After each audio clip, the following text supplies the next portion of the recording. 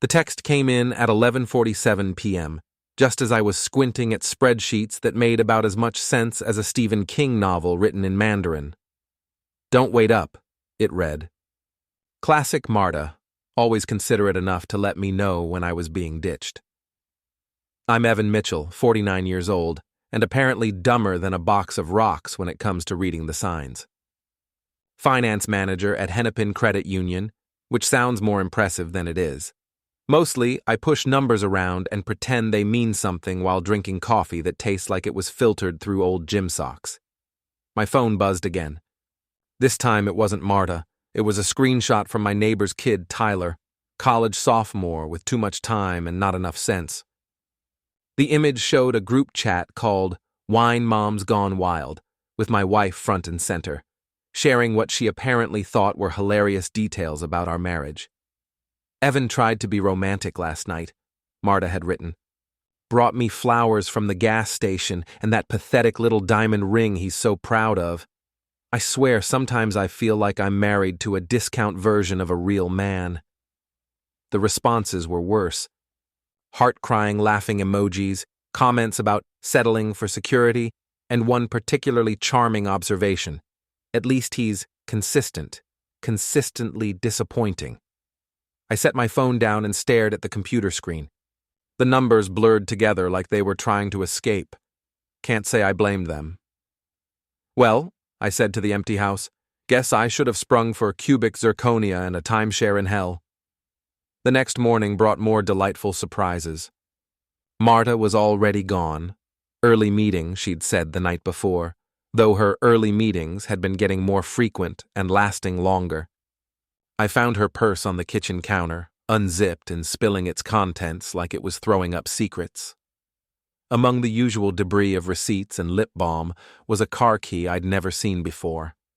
BMW logo, fancy electronic fob, the kind that probably cost more than my monthly salary.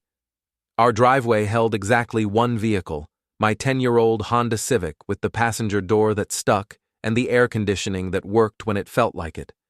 I pocketed the key and kept digging. Credit card statement, folded and hidden behind her insurance cards. Lakeshore Manor Resort, $847 for a weekend stay. Last weekend, when she'd supposedly been at her sister's place helping with the kids. My phone rang.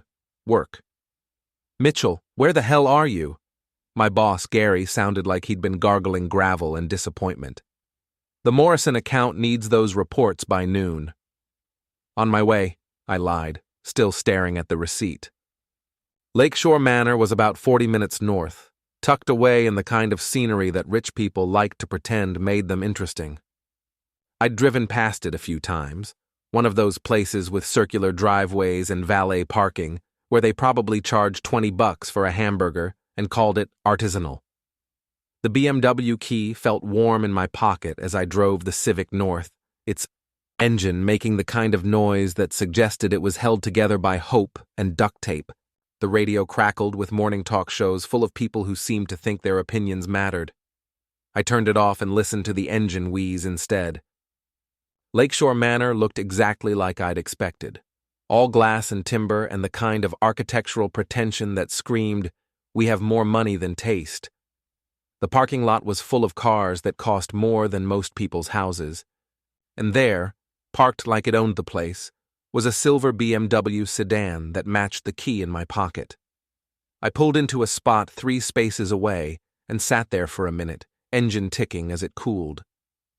Through the resort's floor-to-ceiling windows, I could see people moving around inside, couples having breakfast, families pretending to enjoy each other's company, and there at a table by the lakeview window, my wife. She wasn't alone. The guy with her looked like he'd stepped out of a cologne commercial, all jawline and expensive haircut, wearing the kind of casual blazer that probably cost more than my mortgage payment. He was young, maybe mid-30s, with the kind of confidence that came from never having to worry about money or consequences.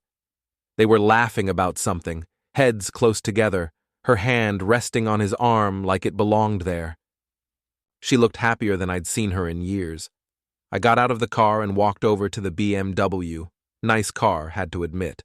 Leather interior, that new car smell still lingering, dashboard that looked like something from a spaceship. The kind of car I'd dreamed about owning back when I still believed in dreams. I pulled out my phone and took a picture of the license plate, then walked around to the driver's side. The window was cracked open just enough.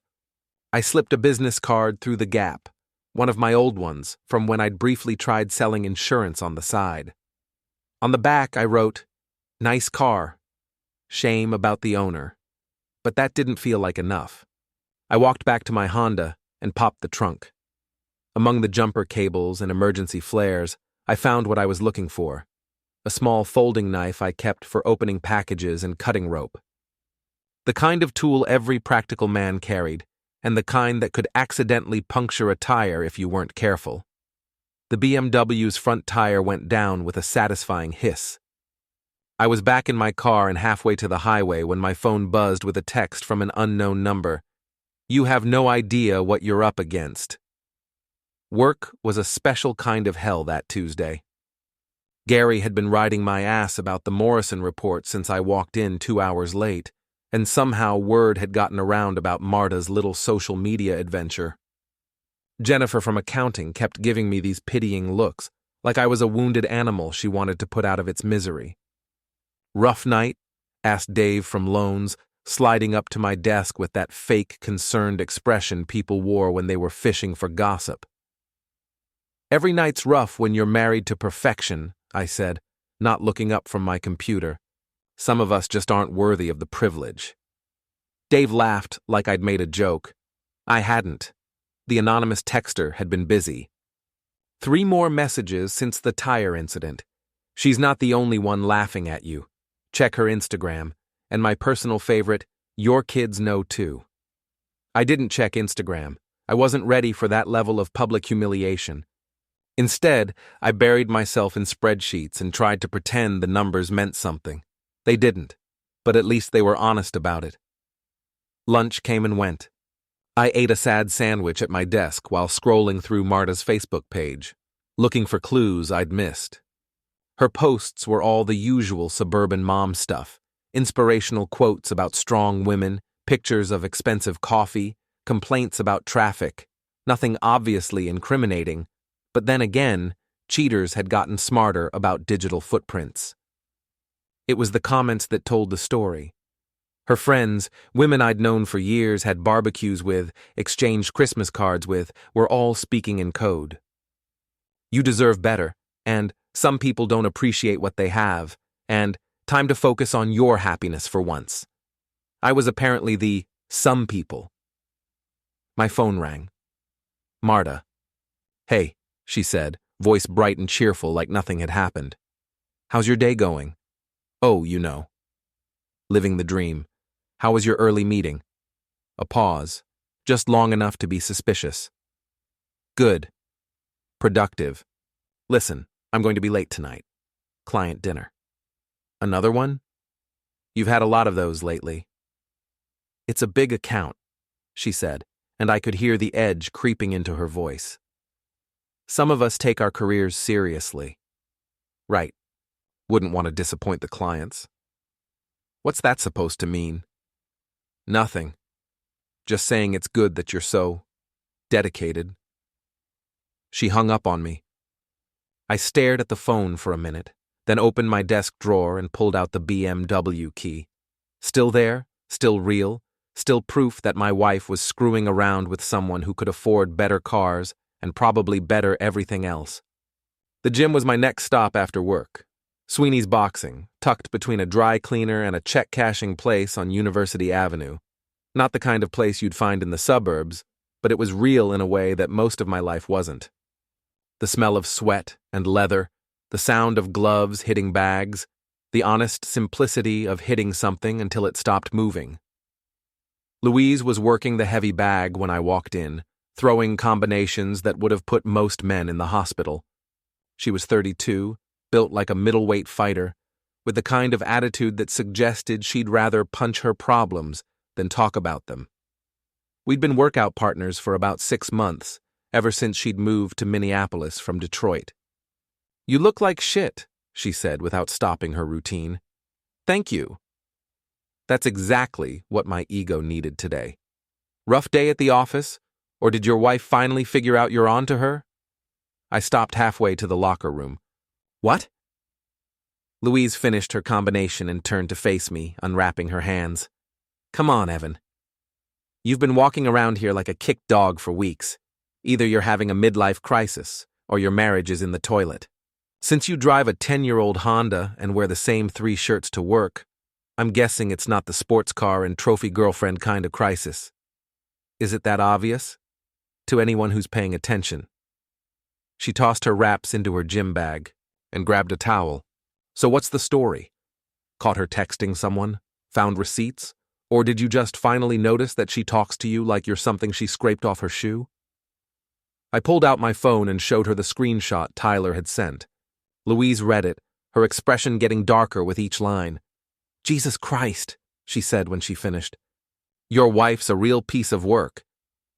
It gets better. I told her about the BMW key, the hotel receipt, the mysterious texter, the tire slashing. Louise listened without interrupting, nodding occasionally like she was filing away important details. When I finished, she was quiet for a long moment. So what's the plan? She asked finally. Plan? Revenge, Evan. Payback. Getting even. Don't tell me you're just going to sit there and take it. I don't know. Maybe I should just file for divorce and be done with it. Louise looked at me like I'd suggested we all hold hands and sing folk songs. Divorce is what she wants, you idiot. Clean break, half your stuff, probably alimony, and she gets to play the victim. Poor Marta, married to such a boring man, had to find happiness somewhere else. She had a point. So what do you suggest? First, we figure out who Loverboy is. Then we figure out what makes him tick. Then we make his life as miserable as he's made yours. She grinned, and it wasn't a nice expression. Ever boxed a yuppie, Evan? They don't handle pain very well. That night, I sat in my car outside Marta's client dinner restaurant, a trendy place downtown with exposed brick walls and servers who looked like they'd rather be anywhere else. Through the window, I could see her at a corner table with Mr. BMW himself, sharing appetizers and what looked like their 3rd bottle of wine. He was even more obnoxious in person. The kind of guy who probably called everyone buddy and had opinions about wine that he shared whether you wanted to hear them or not. He kept touching her arm, her hand, her shoulder like he was marking territory. My phone buzzed with another anonymous text. His name is Jake Morrison. He works at her agency. Cocaine habit, owes money to people who don't take IOUS. Thought you should know. I looked around the parking lot, trying to spot whoever was feeding me information, but the shadows were too deep, and there were too many cars. My mysterious ally could have been anyone. Jake Morrison. The name felt familiar, and then I remembered. Morrison account. The reports Gary had been screaming about all day. The irony was so thick you could have cut it with a knife and served it with overpriced appetizers. I took out my phone and started researching. Social media made stalking so much easier these days. Jake Morrison, 34, junior account executive at Brennan & Associates, Marta's firm. Originally from Chicago, graduated from Northwestern, liked expensive restaurants and posting pictures of his car. His Instagram was a monument to narcissism. Gym selfies, cocktail photos, pictures of his BMW with captions like, "She's beauty, she's grace, she'll leave you in her dust." The kind of guy who thought personality was something you could buy at the mall. But Louise was right about one thing. He looked soft. All that muscle was for show, probably built in some fancy gym with personal trainers and protein smoothies. I'd bet money he'd never been in a real fight in his life. I was scrolling through his posts when Marta and Jake came out of the restaurant, laughing about something hilarious that probably wasn't. They walked to his car, the same silver BMW I'd deflated that morning, now sporting a brand new tire, and she kissed him goodbye. Not a friendly peck, but the kind of kiss that suggested they'd been practicing. Jake got in his car and drove off. Marta walked to her own car, a sensible sedan that screamed, responsible mother, and sat there for a minute, probably composing herself before going home to play the dutiful wife. My phone rang. Marta. "Hey," I said. "Just wanted to let you know I'm heading home." Dinner ran late. "How was the client?" "Demanding.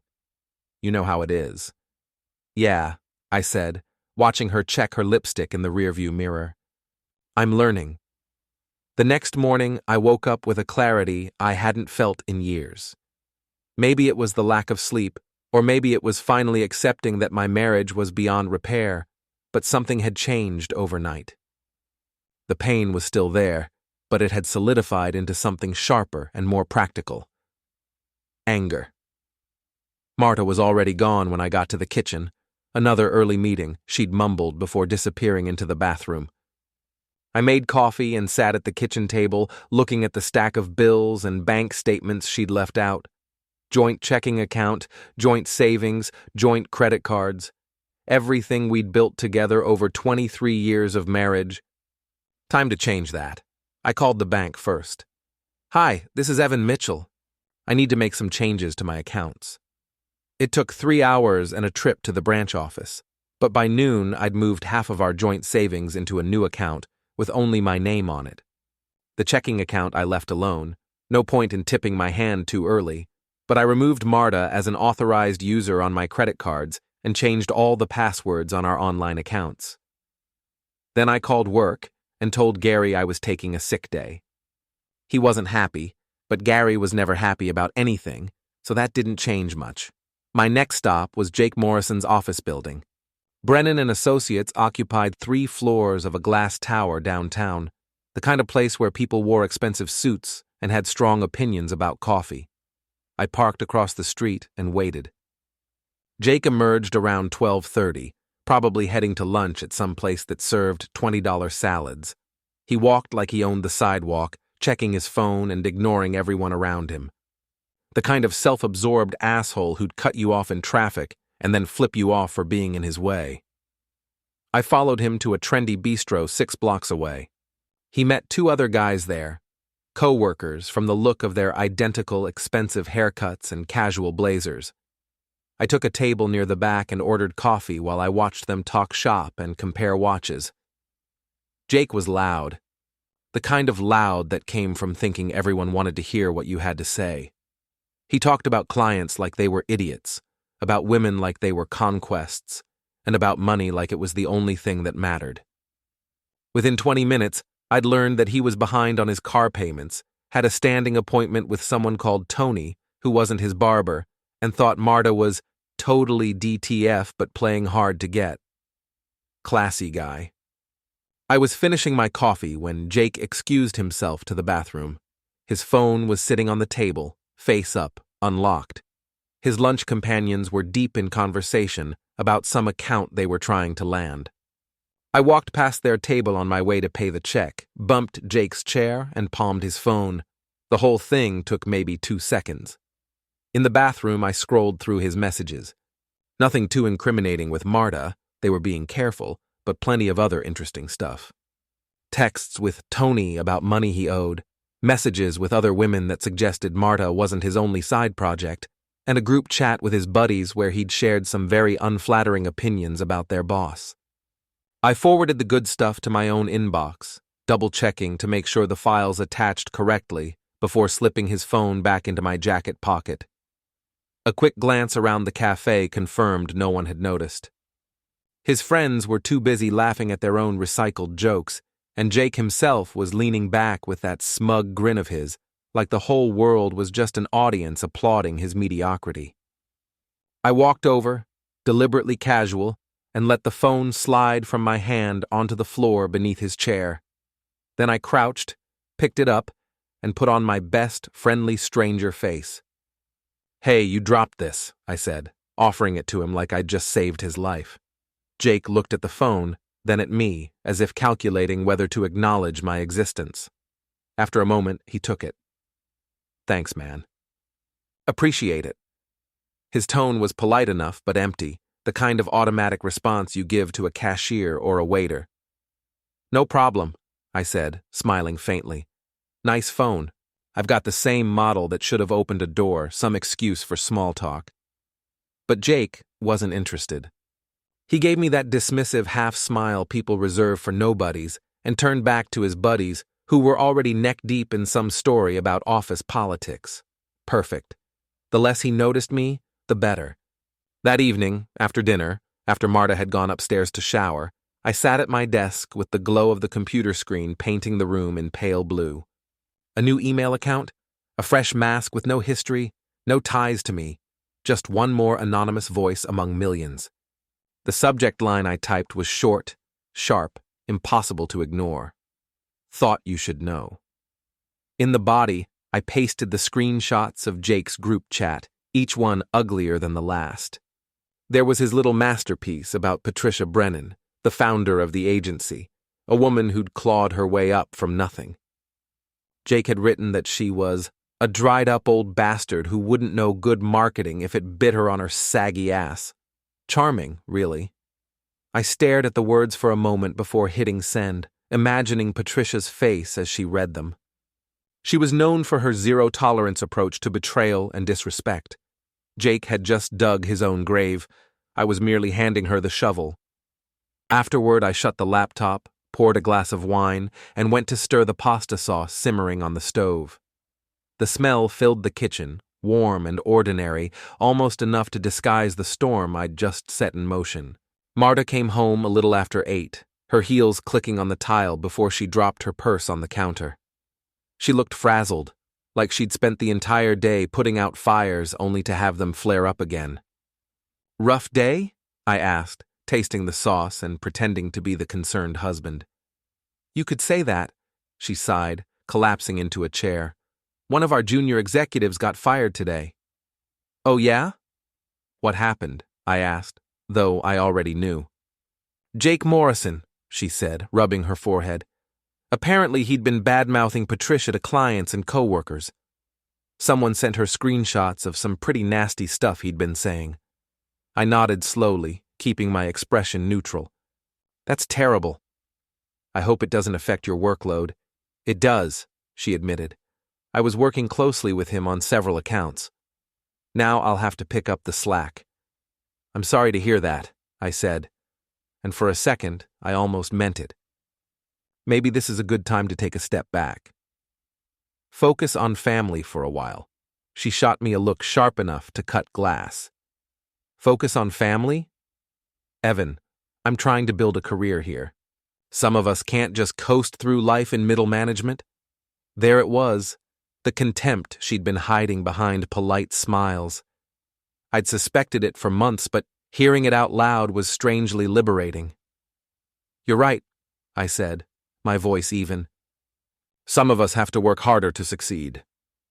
She pushed her chair back, untouched dinner still on the table, and went upstairs without another word. I cleaned up, poured another drink, and spent the night digging deeper into Jake Morrison's financial life. Public records are easy enough to find when you know the shortcuts, and my years in finance taught me how to interpret the mess between the lines.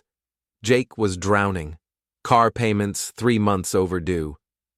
2 maxed-out credit cards with interest chewing away at his sanity.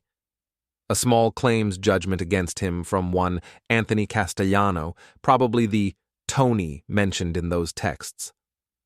And judging by the tone of those messages, Tony wasn't the forgiving type. He was the kind of man who collected debts with a baseball bat.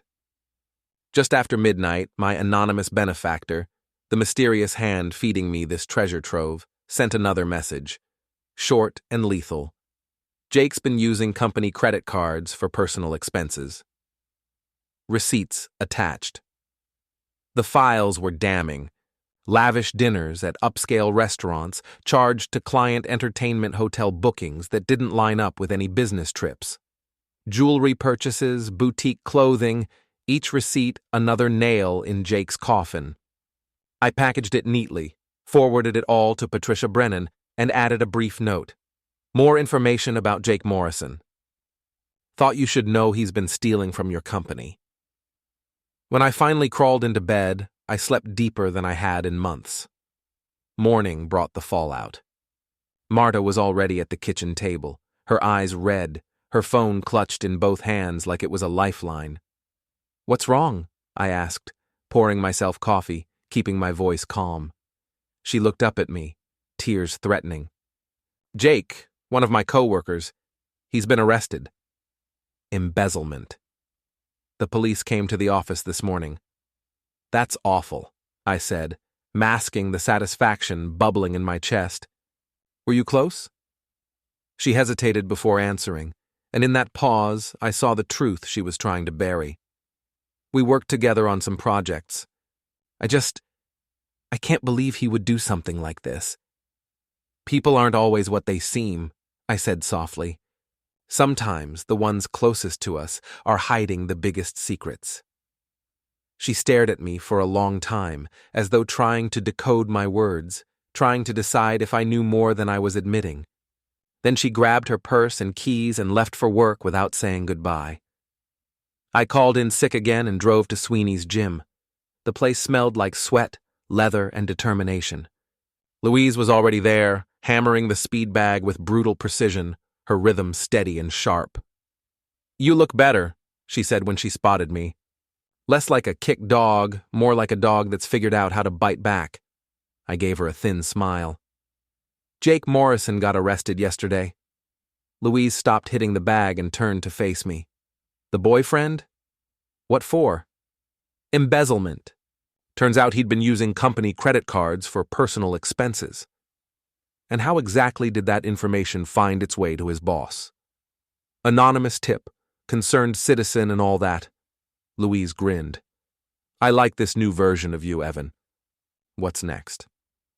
"I'm not sure. Jake's out of the picture, but Marta doesn't know I know about the affair. She's probably going to lay low for a while, play the grieving coworker. So you wait. Let her think she's safe. Meanwhile, you keep digging. There's something else. Someone's been helping me, sending me information about Jake, tips about what to look for. I don't know who it is." Louise wrapped her hands and started hitting the heavy bag. "Maybe you've got a guardian angel, or someone with their own agenda." That afternoon, I got a call from my daughter, Emma. She was a junior at the University of Minnesota, studying journalism and full of righteous indignation about everything from climate change to the price of textbooks. "Dad, what's going on with you and Mom?" "What do you mean?" She called me crying about some coworker who got arrested, said you've been acting weird lately, asking strange questions. I'm just trying to be more involved in her career. Show some interest. "Dad." Emma's voice had that tone she'd perfected as a teenager, the one that suggested I was being an idiot. "Mom's been different for months. Distant. And now you're acting suspicious. Are you guys getting divorced?" "I don't know, honey. Maybe." A long pause. "Is she having an affair?" "Smart kid. Too smart." "What makes you ask that?" "Because she's been posting all this weird stuff on Facebook about following your heart and not settling for less than you deserve. Plus, she got her hair done and bought a bunch of new clothes. In my experience, that either means an affair or a midlife crisis, and Mom's too practical for a crisis." "I love you, Emma. I love you too, Dad. But whatever you're planning, be careful. Mom's not going to go down without a fight." That evening, Marta came home with takeout Chinese food and a bottle of wine. She'd fixed her makeup and put on a smile, but I could see the cracks around the edges. "I thought we could have a nice dinner together," she said. "Talk about things." "What kind of things?" "Us. Our marriage. I know I've been distant lately, and I'm sorry. Work has been so stressful, and with Jake's arrest, everything's been turned upside down." "You mentioned him yesterday. Were you close?" She hesitated just long enough to confirm what I already knew. "We worked together. He seemed like a good guy. I guess you never really know people." "No," I said, opening the wine. "You don't." We ate in relative silence, making small talk about Emma's classes and the weather and anything else that didn't matter.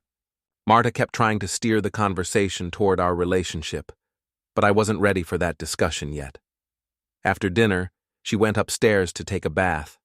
I cleaned up the kitchen and checked my phone. Another message from my anonymous helper. Jake made bail. He's staying at the Motel 6 on Highway 94, room 127. I looked up at the ceiling, listening to water running in the bathtub, and made a decision. The Motel 6 on Highway 94 was exactly the kind of place you'd expect a disgraced advertising executive to end up. All flickering neon signs and the lingering smell of industrial disinfectant, fighting a losing battle against decades of bad decisions. I parked next to a rusted pickup truck and walked to room 127. Jake answered the door in a bathrobe that had seen better decades, looking like he hadn't slept since his arrest. His famous hair was greasy and unkempt, his face pale and stubbled. The cocaine commercial confidence had been replaced by the kind of desperate panic that came from watching your life implode in real time. "Yeah," he said, squinting at me like he was trying to remember where we'd met. "Jake Morrison?" "I'm Evan Mitchell. I think we need to talk." Recognition dawned slowly, followed by confusion. "Do I know you?" "I'm Marta's husband." The color drained from his face. He tried to close the door, but I was already pushing past him into the room. It was worse inside. Clothes scattered everywhere, empty pizza boxes stacked on the dresser, the kind of chaos that came from a man whose world had collapsed overnight. "Look, I don't know what you think you know," he started. "I know about the affair," I said, closing the door behind me. "I know about the hotel receipts, the text messages, the group chat where you called my wife totally DTF. I know about your cocaine habit, your gambling debts, and the fact that you've been stealing from your company to pay for your lifestyle." Jake sat down hard on the unmade bed, his head in his hands. "Jesus Christ! How did you—" "Find out? It wasn't that hard. You're not as smart as you think you are. Are you going to harm me?" His voice was small, trembling. I laughed. Actually laughed. "Harm you?" "Jake, I'm not going to harm you. I'm going to do something far worse." "What?" "I'm going to let you live with the consequences of your choices."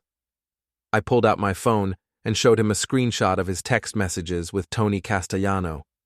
"Your bookie's getting impatient. $30,000 is a lot of money to owe someone with his reputation. I'll pay him back once this legal thing gets sorted out." "With what?" "You're out of work. Your assets are frozen due to the embezzlement investigation, and your credit cards are maxed out. Face it, Jake, you're screwed." He looked up at me with pleading eyes. "What do you want?" "I want you to vanish. Leave Minneapolis, leave Minnesota, leave the entire Midwest. Go back to Chicago, try your luck in California, or move to damn Alaska for all I care. But stay away from my wife." "And if I don't?" I sat down in the room's single chair, a threadbare recliner that probably came from a garage sale. "Then I make sure Tony knows exactly where to find you. I also make sure the district attorney's office gets copies of every text message, every photo, every piece of evidence that proves you've been running a credit card scam for the past 2 years. Your embezzlement charges go from a misdemeanor to a felony, and instead of probation, you're looking at 5 to 10 in state prison." Jake stared at me like I was speaking a foreign language. "You're bluffing." I pulled out a manila envelope and tossed it on the bed. Credit card statements going back 18 months, receipts for purchases that don't match your income, text messages with 3 different bookies, photos of you doing lines of coke in the bathroom at Brennan and Associates. Your choice, Jake. Disappear quietly, or let me destroy what's left of your pathetic life. He opened the envelope with trembling hands, the paper crinkling under his fingers, as though even the documents themselves were protesting. His eyes darted over the pages, scanning every line, and I watched the color drain from his face. First pale, then sickly green, as the full weight of what I'd collected pressed down on him. Every receipt, every message, every careless mistake he thought no one had noticed. It was all there, cataloged, organized, undeniable. Where did you get all this?" His voice cracked, brittle with fear. Does it matter? I leaned forward, letting him hear the edge in my tone. The only question that matters now is what you're going to do about it. Silence fell, heavy and suffocating. Jake just sat there, staring at the damning evidence spread across the bed, his jaw working like he wanted to argue but couldn't find the words. He looked like a man staring into his own grave. Finally, after what felt like a lifetime, he forced his gaze up to mine. "If I leave," he asked slowly, "will you keep quiet about all this?" "As long as you stay gone," I said evenly, "and as long as you stay away from Marta, your secrets remain safe with me." His throat bobbed as he swallowed. "And if I see her again? Then Tony gets your new address. The DA gets the evidence. And you—" I leaned closer, letting him smell the finality in my words. "You get to find out what prison food tastes like, 3 meals a day for the rest of your life." He nodded, slow and beaten. "I understand." "Good." I stood, brushing invisible dust from my hands. "You've got 48 hours to get out of town. Don't say goodbye to anyone. Don't make any phone calls. Don't even think about sending my wife so much as a message. Just vanish. Disappear, like you never existed." I reached the door before turning back one last time. "Oh, and Jake? If you ever come back to Minneapolis, if you ever so much as send Marta a Christmas card, I will make the rest of your life a living hell. Are we clear?" "Crystal," he whispered. I left him there, sitting on the edge of the bed with the wreckage of his life spread in front of him, and for the first time in months, I felt lighter. I drove home with the windows down, breathing the cold night air, feeling like I'd finally shaken a weight I didn't know I'd been carrying. Marta was waiting when I got back. She sat at the kitchen table, a half-empty cup of tea in front of her, steam long since gone cold. Her face was pale in the dim light, a mixture of worry and something harder to name. "Where were you?" she asked the moment I walked in. "Went for a drive," I said casually, hanging up my coat. "Needed to clear my head." She folded her hands together, fingers twisting like she was holding on to something fragile. "We need to talk, Evan." "About what?" She inhaled deeply, steadying herself like she was about to step off a cliff. "About us. About our marriage. Things have been difficult lately." "Difficult how?" I sat across from her, meeting her eyes. "You've been distant. Suspicious. Asking strange questions about my work, my schedule. I feel like you don't trust me anymore." Her tone was soft, careful, but there was something underneath it, an unease, a calculation, maybe even fear. "Should I trust you, Marta?" I asked. She blinked, taken aback. "Of course. We've been married for 23 years. We raised 2 children together. We built a home, a life. Did we?" I asked, my voice low. "Or did we just go through the motions and call it a marriage?" Her hand reached for mine across the table, the same hand I'd held on our wedding day. Familiar, soft, but now foreign. I know I haven't been the best wife lately. Work has consumed me. I've neglected us, neglected you, but I want to fix it. How? "We could go to counseling," she said quickly. "Take a vacation. I could cut back on my hours at the agency. We could try again." I stared down at our hands, but felt nothing. No warmth. No longing. Just emptiness where 23 years should have meant something. "It's too late for that," I said quietly. Her breath caught. "What do you mean?" I pulled my hand away. "I mean, I know about Jake." The words landed like a hammer. Her face shifted in an instant. Shock, fear, and then, strangely, a flicker of relief, like a mask slipping away after too long. "How long have you known?" she asked. "Long enough." Are you going to divorce me?" "I haven't decided yet." She began to cry then, not loud sobs but quiet, steady tears that streaked down her cheeks. The tears of someone who knew the game was over. I'm sorry, she whispered. I never meant for it to happen. It just started as friendship, and then you decided to laugh about it in a group chat, I cut in. To share details with your friends. To mock the diamond ring I saved 6 months to buy you. Her head snapped up. You saw the group chat? I saw everything, Marta. The hotel bills, the texts. The way you look at him like he's everything you ever wanted, and I'm just… the consolation prize. Her lips trembled. It wasn't like that. Wasn't it? My voice rose. Because from where I'm standing, it looks exactly like that. The silence that followed was unbearable. 23 years pressed down on us like a weight neither of us could carry. Finally, Marta's voice broke it. What happens now? Now? I stood, pushing back my chair. Now you learn to live with the consequences of your choices. Her voice cracked. What does that mean? It means your boyfriend's gone, I said flatly. Disappeared. Left without a word. Whatever fantasy future you dreamed up with him, it's finished. Gone? She blinked, wide-eyed. What do you mean, gone? I mean he realized that sleeping with another man's wife wasn't worth the price. Funny how quickly love evaporates when real consequences show up. I left her there, staring into her cold tea, and went upstairs. For the first time in months, I slept through the night. The morning brought proof. Jake's motel room was stripped bare, nothing left but the faint smell of cheap cologne.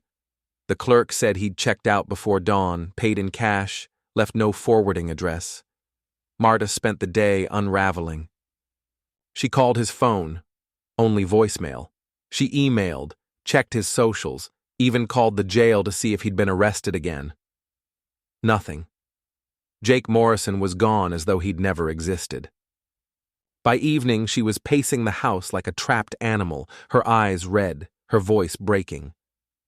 He wouldn't just leave, she muttered again and again. Something must have happened. Something must have happened to him. Maybe he realized he was in over his head, I suggested. Facing prison time, owing money to dangerous people. Maybe he decided to cut his losses and start over somewhere else. He would have told me. He would have said goodbye. Would he? Because from what I understand, Jake Morrison was pretty good at looking out for himself first. She stared at me with something that might have been hatred. You did something. Like what? I don't know, but this is too convenient, too perfect. Jake disappears right after you find out about us. You're giving me too much credit, Marta. I'm just a boring finance manager, remember? What could I possibly do to make someone disappear? But she was right, of course, and the look in her eyes told me she knew it. My phone buzzed with another message from my anonymous helper. Well played. But this isn't over.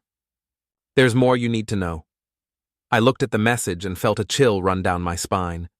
Whoever was helping me had their own agenda, and I was starting to realize I might be a pawn in someone else's game.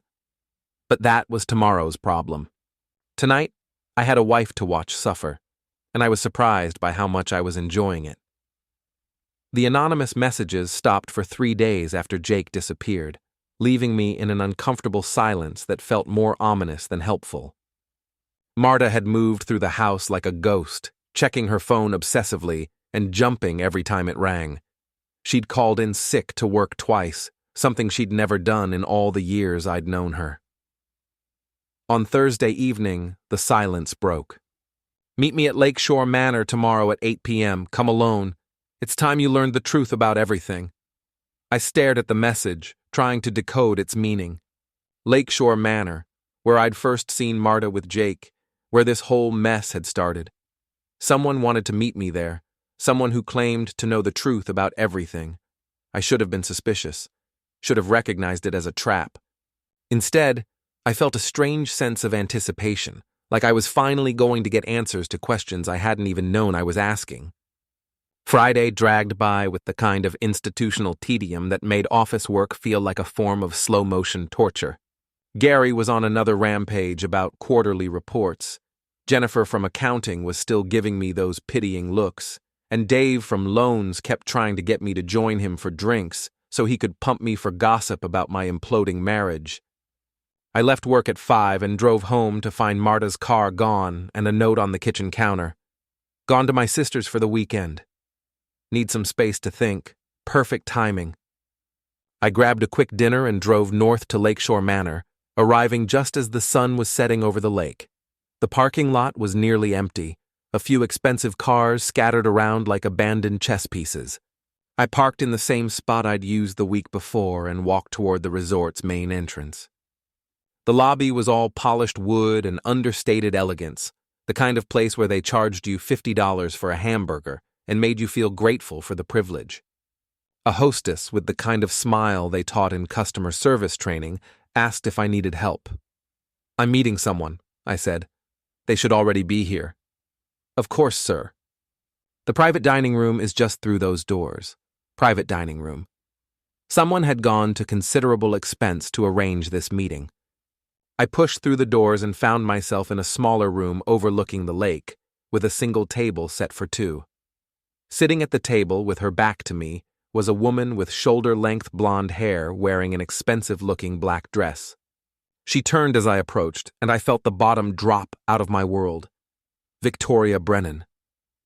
Patricia's daughter, Marta's best friend, and the woman I'd had a brief affair with 15 years ago.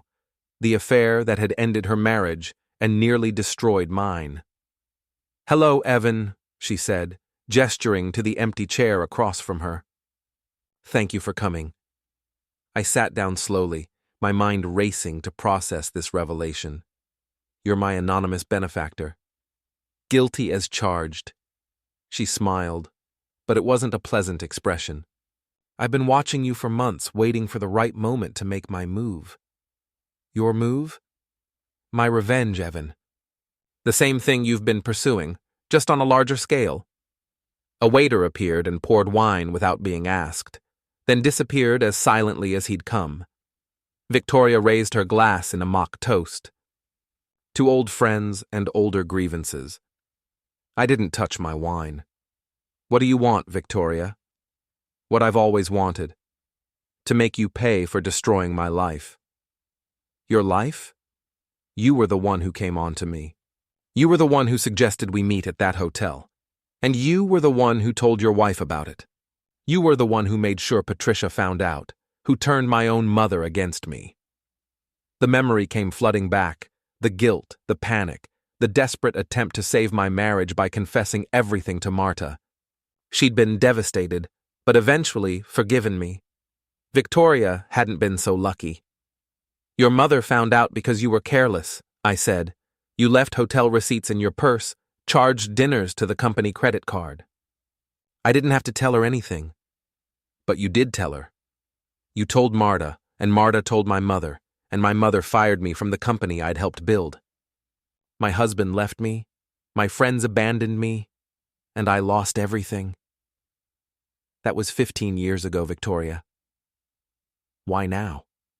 She leaned forward, her eyes glittering with malice.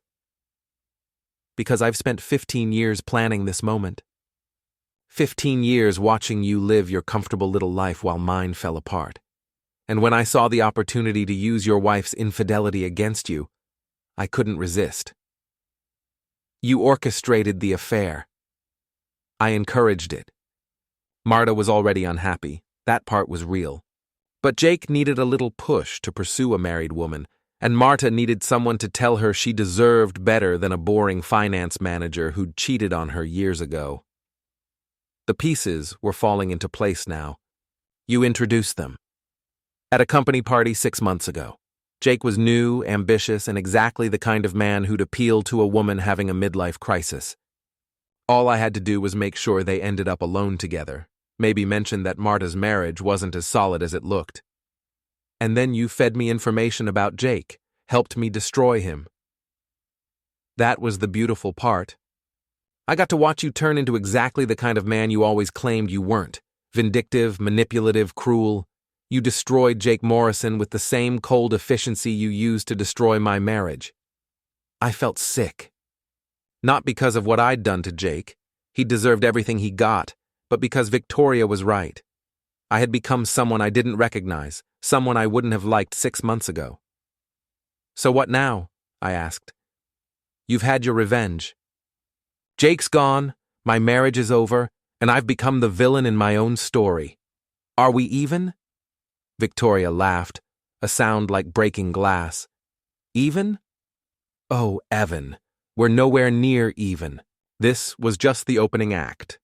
She reached into her purse and pulled out a manila envelope, sliding it across the table. "Go ahead. Open it."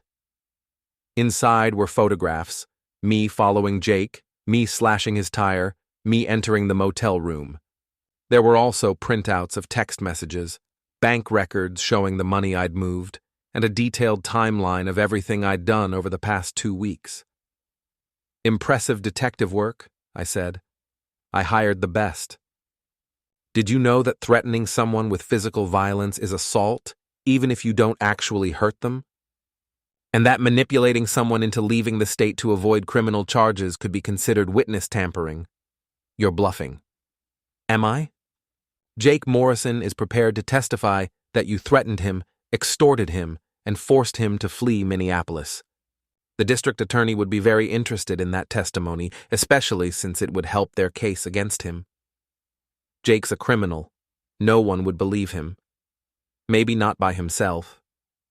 But combined with the photographic evidence, the financial records, and testimony from other witnesses, your gym friend Louise, for instance, who's been helping you plan this whole thing, it becomes a very compelling case. You leave Louise out of this. That depends entirely on you. What do you want?" Victoria leaned back in her chair, savoring the moment. "I want you to confess. To Marta, to your children, to everyone who matters in your life. I want you to tell them exactly what kind of man you really are. And if I don't, then the photos go to the police, Jake comes back to testify against you, and you spend the next few years in prison. Your choice." I stared at the envelope, weighing my options. Victoria had planned this perfectly. Every move I'd made, every decision I'd thought was mine, had been anticipated and documented. She'd turned me into a puppet, and then handed me the strings to my own destruction. "You know what the funny thing is?" I said finally. "What?" "I don't care anymore." Victoria's confident smile faltered. "What do you mean?" "I mean, you've spent 15 years planning this revenge, and all you've managed to do is show me who I really am. And you know what? I like this version of myself better." I stood up and walked around the table, moving slowly enough that she could see I wasn't trying to hurt her. Victoria shrank back in her chair, suddenly looking less like a mastermind and more like a frightened woman who'd overplayed her hand. "You want me to confess?" I said, leaning down so my face was inches from hers. "Fine. I'll confess. I'll tell everyone that I discovered my wife was cheating, that I systematically destroyed her lover's life, and that I enjoyed every minute of it. You think that makes me the villain? I think it makes me human. The police won't do anything, because Jake Morrison is a convicted embezzler who disappeared to avoid prison time, and you're a bitter woman with a 15-year-old grudge. Whatever evidence you think you have, it won't hold up in court." I picked up the envelope and tore it in half, then dropped the pieces on the table. "But you know what will hold up? The evidence I have of your involvement in this whole scheme. The emails you sent to Jake encouraging the affair, the payments you made to private investigators, the hotel room you're paying for right now." Victoria's face went white. "You're bluffing." "Am I?" "You taught me well, Victoria. Always have a backup plan, always document everything, and never trust anyone completely." I pulled out my own phone and showed her a recording app that had been running since I'd entered the room. "Thanks for the confession, by the way. Very thorough." "You bastard." "Yes, I am, and unlike you, I'm comfortable with that." I walked toward the door, then stopped and turned back. "Oh, and Victoria? If you ever come near me or my family again, I'll make sure everyone in Minneapolis knows exactly what kind of woman you really are. The kind who destroys marriages for sport and manipulates people for 15 years just to settle a grudge." I left her sitting at the table, staring at the torn envelope, and walked out into the night air. The lake was calm, reflecting the lights from the resort like scattered diamonds. I stood on the dock for a few minutes, listening to the water lap against the pilings and thinking about everything that had happened. My phone buzzed with a text from Marta. "Coming home tomorrow. We need to talk." I typed back, "Yes, we do." Then I got in my car and drove home, feeling lighter than I had in years. Victoria had been right about one thing.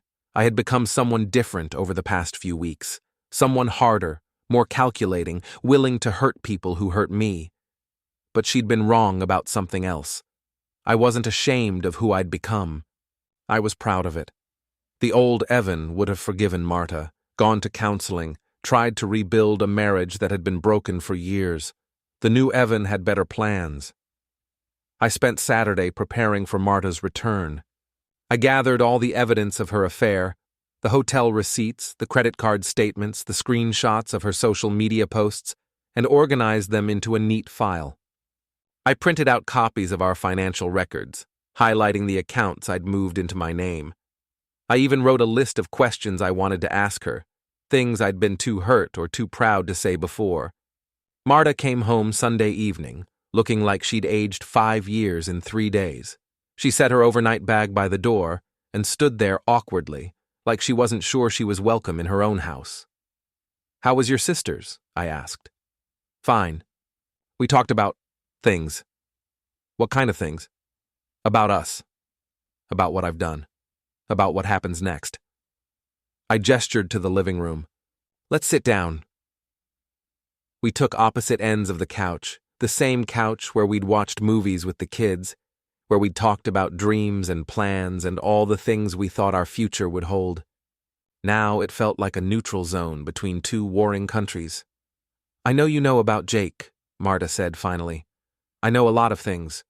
I know about the affair, about the hotel rooms, about the group chat where you and your friends made fun of our marriage. I know you were planning to leave me."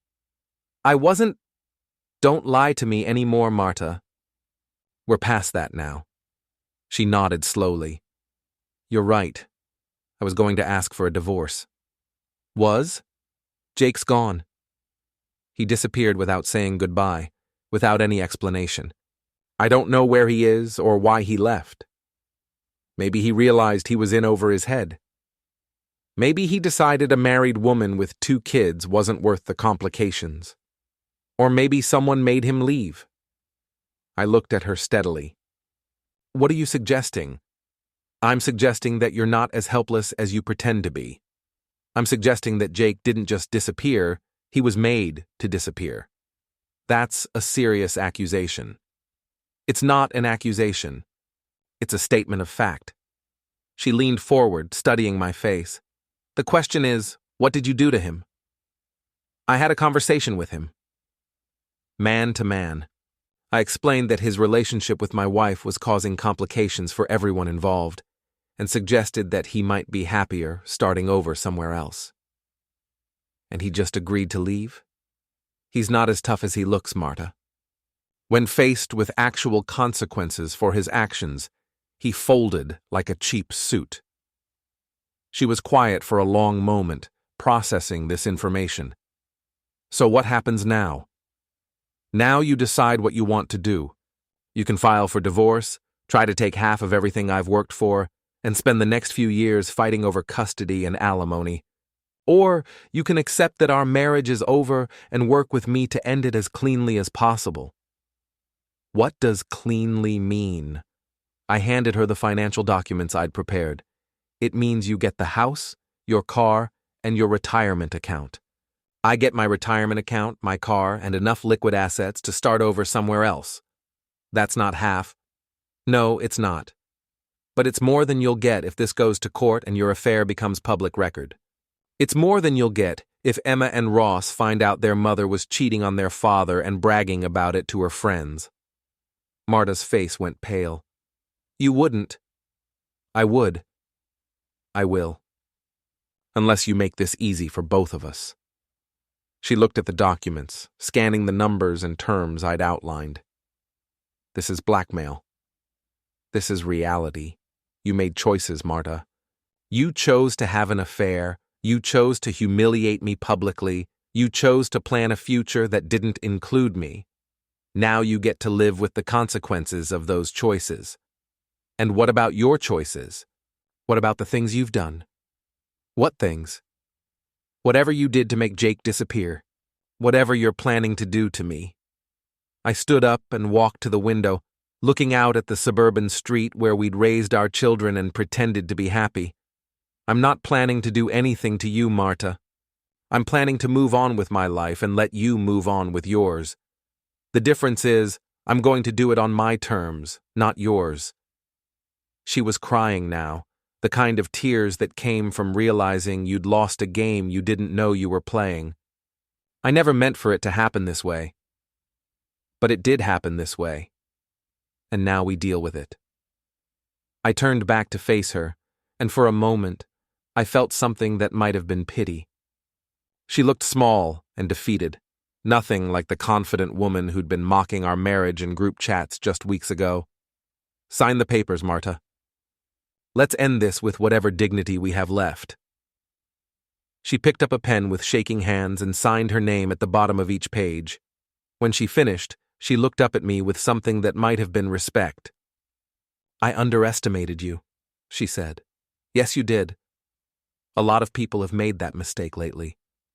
She gathered her purse and keys, then stopped at the door. For what it's worth, I am sorry. About the affair, about the things I said, about all of it. I know you are. But sorry doesn't fix anything, Marta. It just makes the person saying it feel better. She left without another word, and I listened to her car pull out of the driveway for the last time. Then I poured myself a drink and sat down to plan my next move. The divorce would be final in 6 months. The house would sell quickly in this market, and I'd have enough money to relocate somewhere warm and start over. Maybe I'd buy a boat, learn to fish, find a woman who appreciated what she had instead of always looking for something better. Or maybe I'd stay in Minneapolis and see what other opportunities presented themselves.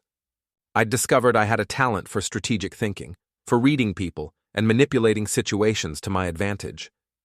Those were valuable skills in the right circumstances. My phone rang. Emma. Dad? Mom called me. She said you guys are getting divorced. That's right, honey. Are you okay? I'm better than okay. I'm free. What does that mean? It means I'm finally done pretending to be someone I'm not. It means I'm ready to start living my life instead of just surviving it. A long pause. Dad, you sound different. I am different. But different isn't necessarily bad. I love you, Dad. I love you too, Emma. More than you know. After I hung up, I sat in the quiet house and thought about everything that had happened. Victoria had tried to destroy me and ended up creating something stronger. Marta had tried to humiliate me and ended up losing everything. Jake had tried to steal my life and ended up running for his. I'd won. Not because I was smarter or stronger or better than any of them, but because I'd been willing to become someone they never expected me to be. Someone who fought back. Someone who didn't forgive and forget. Someone who understood that sometimes the only way to win was to be willing to lose everything. The old Evan was gone, buried under the weight of betrayal and humiliation. The new Evan was just getting started. I raised my glass to the empty room and smiled. Here's to new beginnings, I said aloud, and to the people who made them possible. Outside, the suburban street was quiet and peaceful, full of families and couples who thought they knew what love looked like. They had no idea what was coming for them, what kinds of secrets were hiding behind their neighbors' smiles. But I did, and I was ready for whatever came next. The end